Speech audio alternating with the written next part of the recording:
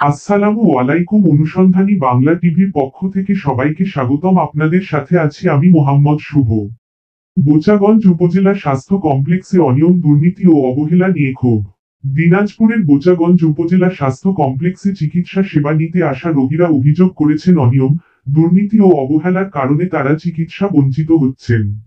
এই সর্বপ্রথম হাসপাতালের বিরুদ্ধে প্রতিবাদ করলেন জাতীয় নাগরিক পার্টি এনসিপির নেতা এবং আলোচনা সভায় জানায়, অনেক গুরুতর রোগীকে হাসপাতালে ভর্তি করার পর আইনগত ব্যবস্থা বা মামলা করতে চাইলে প্রকৃত অরিজিনাল সার্টিফিকেট দেওয়া হয় না, বরং আর্থিক লোভে মনগড়া সার্টিফিকেট তৈরি করে থানায় পাঠানো হয়।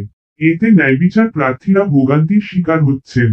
হাসপাতাল সূত্র জানায়, গুরুতর রোগীদের তড়িঘড়ি করে দিনাজপুর মেডিকেল কলেজ হাসপাতাল বা রংপুর মেডিকেল কলেজ হাসপাতালে পাঠিয়ে দেওয়া হয়।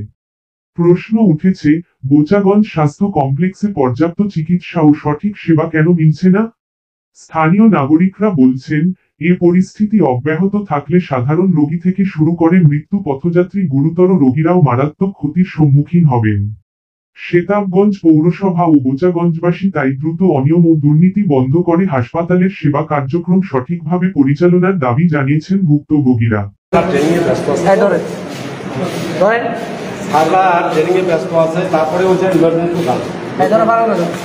ইমার্জেন্সিতে গেছি, আপনার এখানে বিজয় কুমার যিনি আছে উনি আমাকে বলতেছে আমাদের কোনো চিকিৎসক নাই।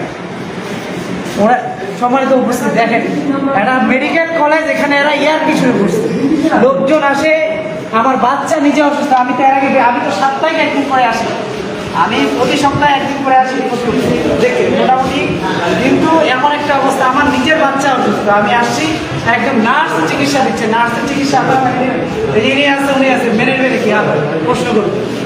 আমি প্রধান যিনি আছে বিজয় কুমার ওনার কাছে গেছি, উনি বলছেন চিকিৎসক নাই। উপজেলা নির্বাহী অফিসার ওনাকে ভালো করে বলছি যে আসলে আপনার এটা দৃষ্টি দেওয়া দরকার।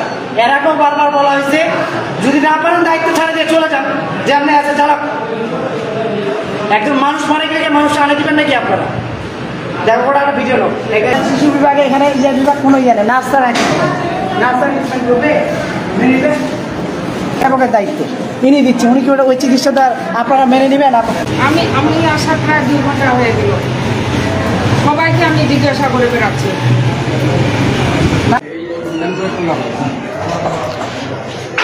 সবাই অফিস থেকে ডিসি স্যার কি বলে সিভিল সার্জন সবাই আমাদের বোঝাবুঝি আপনি একাই শুধু দায়ভার? না, আমি একা। আমার তো ইমার্জেন্সিতে ডক্টর আছে এবং রাউন্ড দিচ্ছে। আজকে আমার ট্রেনিং হচ্ছে, ট্রেনিং এখানে আমি কাকে দিয়ে ট্রেনিং নেওয়া হবে বলে? কিন্তু সরকারি প্রোগ্রাম, আমার নিজের প্রোগ্রাম না। ট্রেনিং হচ্ছে এখানে, একজন ডক্টর আছে, 2জন ডক্টর আছে, তারা ট্রেনিং নিচ্ছে। তাহলে আমি এখানে আগের জায়গা থেকে ডাক্তার দিব? হ্যাঁ বলেন, সমস্যা নেই। আমাকে তো আপনি আপনার আমার সিচুয়েশনটাও তো বুঝতে হবে, আপনি এসে তো খালি বললে হবে না। আমার ডাক্তার আমি একটা ভাই এটা বলে রাখি, আমার কথা হলো ভাই আপনার বলে রাখি, আপনার ট্রেনিং চলতেছে আমাদের ভালো, সেটি সমস্যা, কিন্তু ওখানে আজকে যে বিভাগে 3 টাকা করে টিকিট ছাড়ে লোকজনের সুবিধা দেওয়ার জন্য একটা বিষয়, এখানেও তো একদিন ব্যাপার থাকতে আসছি। আমি হচ্ছে আমার পক্ষ থেকে যেটুকু সম্ভব বোঝাগঞ্জ আসি, সেই জায়গায় তো আমার কিছু দায়বদ্ধতা থাকে। এখন ডাক্তার না থাকলে আমি কোথা থেকে পাবো? এটা তো একটা বিষয় বুঝতে হবে। কারণ আমি প্রতিনিয়ত চেষ্টা করছি যে আমি ডাক্তার